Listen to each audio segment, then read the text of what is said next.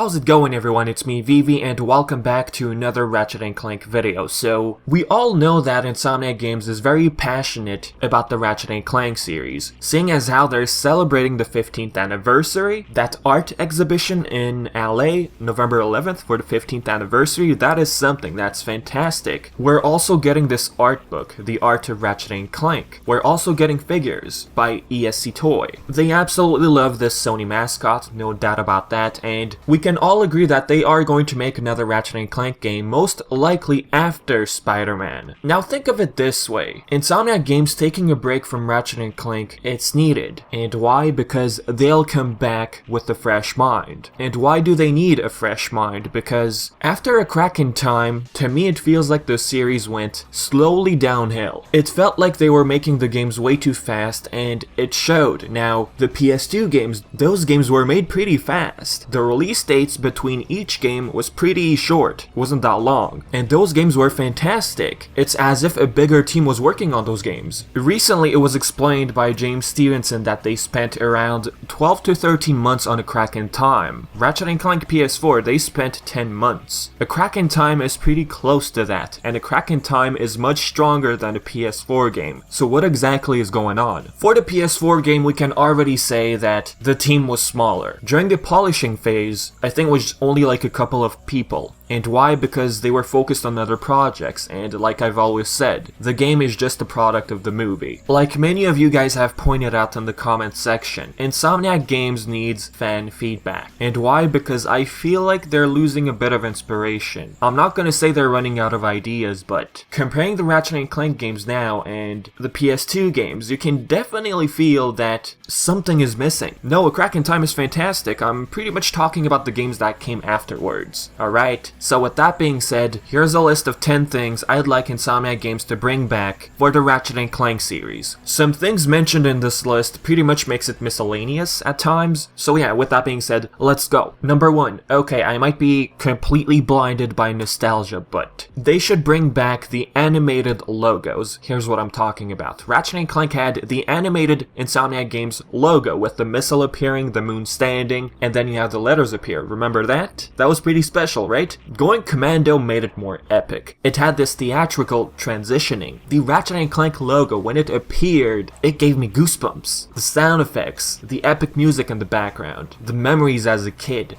Up Your Arsenal slightly updated the animation of Going Commando, the Insomniac Games logo. Ratchet & Clank, again, the title, it's animated, with the end spinning. Then we got Deadlocked, which went with a more simpler approach. Then we got Tools of Destruction. And by the way, I'm skipping Size Matters and Secret Agent Clank, alright? Just a heads up. Tools of Destruction. It had this heroic theme, which I liked a lot. And after Tools of Destruction, they decided to go with the more simple animation when it comes to the company's name, Insomniac Games. Quest for Booty, it's pretty basic. A Crack in Time changed it a little. The game started with a Quark scene, and then we had the title of the game with awesome effects and the clock sound effects in the background, something I liked a lot. Now of course when you boot up the game, Insomniac Games appears with Nefarious right next to it, but there's no animation, just shows up, right? Then we had All for One, which it just appears. Full Frontal Assault, same thing. The logo just appears with music, but the music is pretty epic. Ratchet & Clank PS4, the title just appears. Now the Insomniac Games logo did have that old feeling to it, which I liked. In short, after the Future Saga, it felt like Insomniac Games told themselves, okay, whatever, let's just stamp our name on the game and the title of the game. Let's forget all the cool animations we did back in the day. I don't know if it's this thing with this trend where they're making everything a lot more simple. I mean, their new logo, it actually grew on me, but it is a lot more simpler than the old one. So I don't know, I really liked those animated logos. If they're deciding to go with the simpler approach just to make these fade out, fade in effects, alright. But here's what I'd like them to do with their new rebranded logo, as someone pointed out in the comment section, by the way. You see the two crescent moons? Why not flash the moon? Just for nostalgia's sake. I think fans will absolutely adore that. And don't forget about the music. So yep, let's move on to number 2. The innuendos, and the titles, and the jokes. Please bring them back. The Future Saga, it still had some jokes. There was a great balance between the story and the jokes themselves. Compared to the PS2 games, however, the jokes in the Future Saga, they were less or watered down, call it. In the classic games, the humor was a lot more crude. Now, as for the PS4 game, it felt like this generic superhero type of game movie. Oh, I want to be a hero. What can I do? They decided to go with Ratchet being nice. Apparently, he was too much of a jerk, which, yes, he was a jerk, but I saw that as a great way of developing his character, but I guess it is what it is. Many have called the PS4 game too childish, and that Insomniac Games is following that more Disney trend, Ratchet the Teddy Bear. Ratchet & Clank was known for having adult humor. Bring it back. That's what made the series special. So Insomniac Games, or whoever's writing the next Ratchet & Clank game, please keep the jokes in the game. Number 3. Space travel. Call it the space hub worlds and the moons. Insomniac Games nailed it with the crack in time. Traveling from planet to planet using your controller, that's one of the strongest points in a crack in time. They brought something we weren't expecting. I feel like they were thinking, okay, remember those loading screens from PS2 games? Why not have the player actually control the shit? I think the Going Commando space missions also inspired them as well. It's absolutely brilliant. They added even more life to the gameplay. And the radio, not to mention, I absolutely love that. And shooting enemies while traveling from planet to moon. Very impressive. Now, did you know that originally you were supposed to control the ship more freely? Now, according to James Stevenson, there's more of this 2D plane. Before, you could spin all around, but they thought it was way too hard and that players would get lost. Ratchet & Clank PS4 did not have this, unfortunately. I don't know why. Maybe it has to do with time constraints. Number 4. A lot of you will agree with this one. More weapons variety plus a new designed Rhino. Please make it different. I can't help but feel Insomniac Games has been lazy in this department, starting from tools of destruction. They even said it themselves, by recycling weapons we have more time to spend on other parts of the game. There's nothing wrong with that, but what this tells me is that Insomniac Games needs to spend more time on the next game. Why the rush? Unless Sony is telling them to rush, I don't know. I'm tired of the Warmonger, Combustor, Buzzblades, always coming back. I don't hate the weapons. It's just, remember the PS2 games? The Plasma Whip? Okay, that one was weak, but it was special. The Rift Inducer, the Plasma Coil, the Shield Charger. By the way, Tools of Destruction was supposed to have something similar to the Shield Charger, called the Plasma Shield, which was supposed to be in a pickup crate. So I don't know why they took that one out. So if they do bring back the Shield Charger, that'd be sweet. They just need more time. There was even this fan submission for a crack in time. Why not do it again? Why not spend 2 years on the next Ratchet & Clank game? And plus, if we are talking about weapons variety, what would you prefer? Constructoline from a crack in time or the Raritanium system? In my personal opinion, the Raritanium system I feel like makes the game too easy at a certain point. I much preferred the Constructoline. And about the Rhino, after Tools of Destruction, the Rhino just felt too similar, and in one word, boring. Guys, come on, I know you guys have a lot of imagination, you can change it up. Okay, they did try something different with All for One, but it wasn't my favorite. Just compare the Rhino 2 with the Rhino 3. Just look at the difference. That's what I want them to bring back. Something different. Number 5. More planets. Definitely. They could introduce this new galaxy. Maybe like multiple sectors like A Crack in Time. A Crack in Time had, I think, 5 sectors including the secret boss. Now that game didn't have that many planets. The first game had 15. The second one had more. A Crack in Time had around, I think, 11 without counting the museum. But the moons in A Crack in Time compensated for that. And the Clank gameplays at the Great Clock, which were spectacular. Also, bring back puzzles. Yes, puzzles. That is all. Going Commando had a lot of planets, same for Up Your Arsenal. Tools had, I think, 19, including revisits. Now, I'm not gonna go over all of the numbers, but the PS4 game had like 13 planets, including revisits. Speedrunning this game was a breeze. The game was short.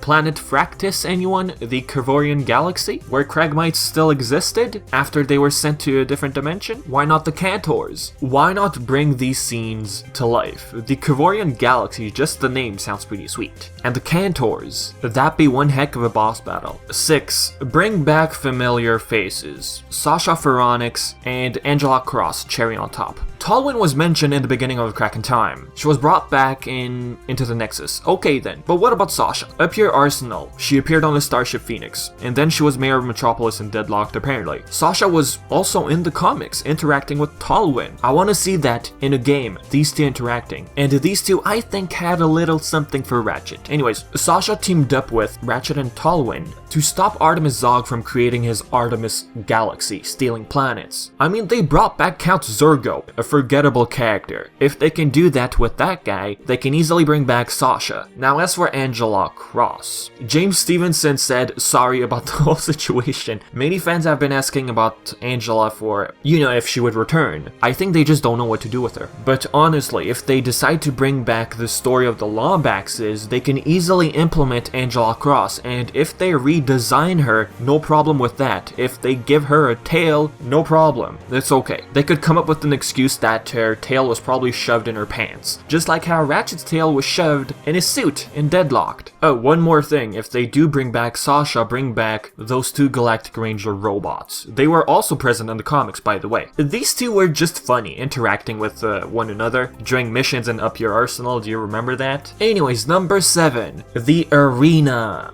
Ratchet & Clank 1, okay, it didn't have an arena, so that pretty much explains why the reimagining did not have an arena. Okay, I'm gonna defend that game on that part. Now in Going Commando, we had 2 arenas. We had one in Up Your Arsenal, one in Deadlocked, which is my favorite, by the way. Tools of Destruction had one, A Crack in Time had one, and Into the Nexus had one as well. Now there's something I liked about Deadlocked. The way the arena was designed. And Deadlocked is the most underrated game in the series, I'd say. The grind rails, moving up, using platforms, falling platforms. It was very creative. Now one might say, but Dread Zone was the main area of Deadlocked, so of course it had to look special. Okay, but if they could bring that back, that'd be excellent. Up Your Arsenal, although it was pretty basic, well actually no, you did have these small trials, but Ted Price, he had the idea of Inferno crates, where you would wear this Infernox armor with 2 wrenches for a short while. That added something new. If they decide to bring a small area, something basic, they should put some variety in it. Up Your Arsenal was a great example, and I know they can do it. And Into the Nexus, they tried something different as well. Jetpack levels, which was pretty cool and is part of my top 5 arenas from the series. I've made a video about this in the past, by the way. Number 8. Multiplayer.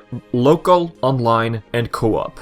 Up Your Arsenal style. Maybe with a touch of full frontal assault. Here's what I mean. Something bothered me from Up Your Arsenal. When you would upgrade your weapon, you would lose that upgrade when you die. But that's a way of adding a layer of challenge. I do understand that, but if you increase your weapon, you increase your health. That's what full frontal assault introduced. And look, if we can keep our upgraded weapons when we die, they just balance it. Don't make it too OP, right? I loved the hover boots from A Crack in Time. Full frontal assault used that. A new thing they could introduce to multiplayer. They've done this in Up Your Arsenal, I know, but mid-air combat using the jetpack. There could be like defenses in the air. I know you could control a ship in the 3rd game, but they could bring that back, but change it up a little. Instead of a ship, use a jetpack. Now armors, I'm not too sure. I mean, if they do give you the choice to increase your health at your base, I don't know. Unless they make it super expensive. Instead of spending bolts on tanks, enemies, we could spend this money on perks. Maybe our weapons, mods. A mod system would be excellent. That's what I liked about Up Your Arsenal. You had to be on foot and attack the base. You didn't have to send these tanks. So yep,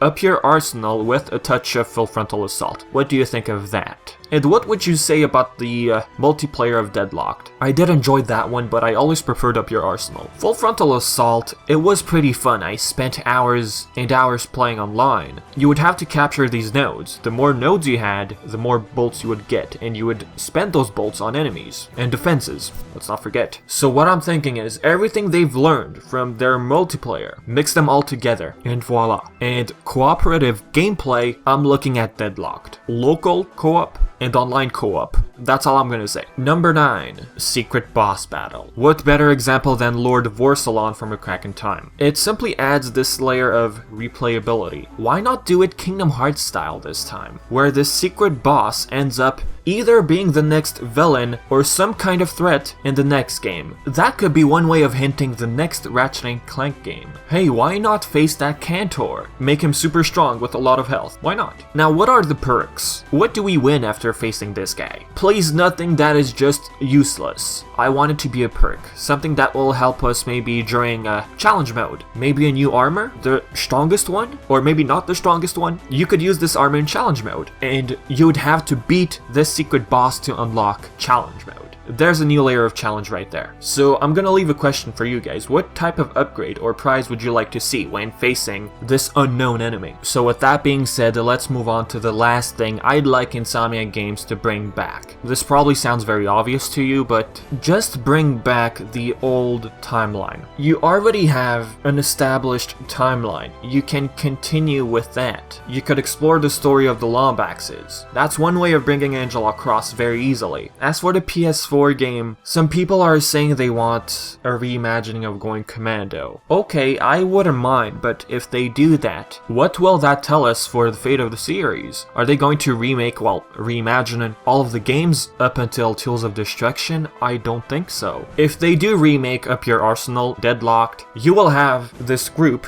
which will start complaining, okay, Insomniac Games is using the easy route, where they're remaking games, you know, to bring in easy money. Now, what do I mean by remake? Remake meaning they keep everything the same, they just update the visuals. If they reimagine Up Your Arsenal and Going Commando, maybe they might decide to mix them together. You will also have a group which will start complaining. They shouldn't have done this. Going Commando and Up Your Arsenal, they were great as they were. Why did they mess it up? Why did they touch it? In my honest opinion, Up Your Arsenal and Going Commando are great as they are. If they decide to remake them, you know, just updating the visuals, why even bother? Why not spend that time to make an actual fully fledged Ratchet & Clank game? But hey, if they decide to reimagine Going Commando, then that's a different type of scenario. Am I gonna be sad if they make it? No, but I would much prefer if they continue from Into the Nexus, because there's things they can explore still. So with this last one being mentioned, I'm gonna leave you with another question. What would you prefer? Would you prefer a remake? A full-on remake of Going Commando, simply updating the visuals? A reimagining of Going Commando, perhaps mixed with some elements of Up Your Arsenal? Or would you much prefer a sequel to the original timeline? Leave all of your thoughts in the comment section below. And hopefully you enjoyed this video. This video has been on my mind for quite a while now. But anyways, as always, I've been Vivi, and thank you so much for watching.